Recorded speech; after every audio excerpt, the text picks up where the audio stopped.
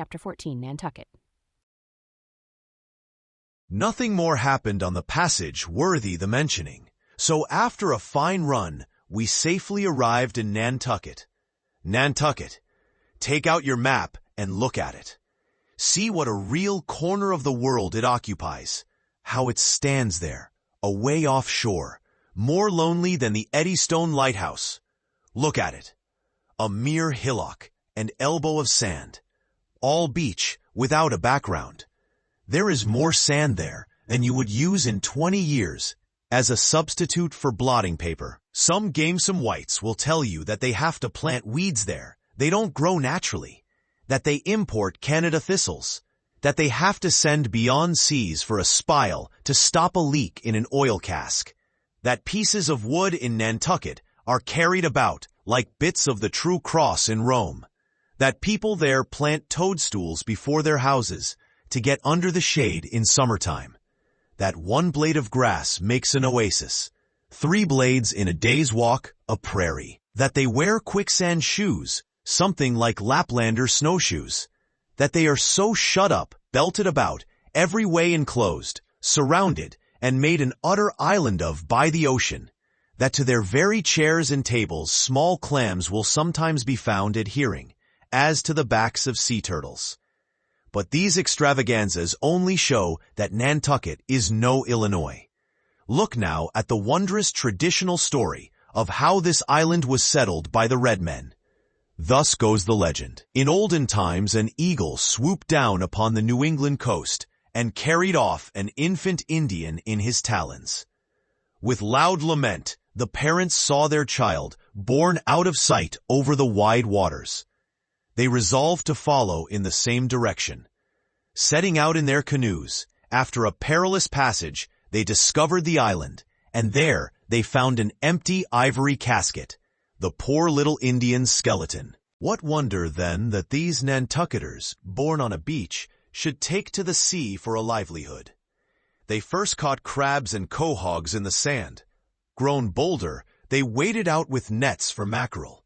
More experienced, they pushed off in boats and captured cod.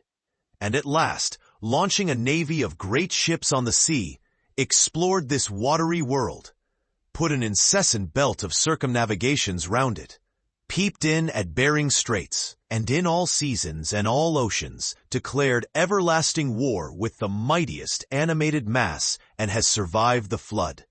Most monstrous and most mountainous. That Himalayan, salt sea mastodon, clothed with such portentousness of unconscious power, that his very panics are more to be dreaded than his most fearless and malicious assaults. And thus have these naked Nantucketers, these sea hermits, issuing from their anthill in the sea, overrun and conquered the watery world like so many Alexanders, parceling out among them the Atlantic, Pacific, and Indian Oceans, as the 3 pirate powers did Poland. Let America add Mexico to Texas, and pile Cuba upon Canada. Let the English overswarm all India, and hang out their blazing banner from the sun. 2/3 of this terraqueous globe are the Nantucketers.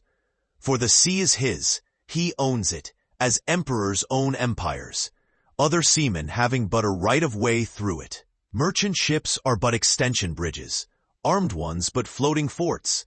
Even pirates and privateers, though following the sea as highwaymen the road, they but plunder other ships, other fragments of the land, like themselves, without seeking to draw their living from the bottomless deep itself.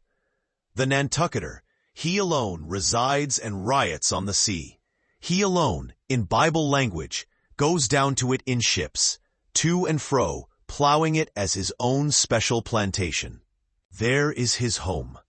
There lies his business, which a Noah's flood would not interrupt, though it overwhelmed all the millions in China. He lives on the sea as prairie cocks in the prairie. He hides among the waves. He climbs them as chamois hunters climb the Alps. For years he knows not the land, so that when he comes to it at last, it smells like another world, more strangely than the moon would to an earthsman. With the landless gull, that at sunset folds her wings and is rocked to sleep between billows, so at nightfall, the Nantucketer, out of sight of land, furls his sails, and lays him to his rest, while under his very pillow rush herds of walruses and whales.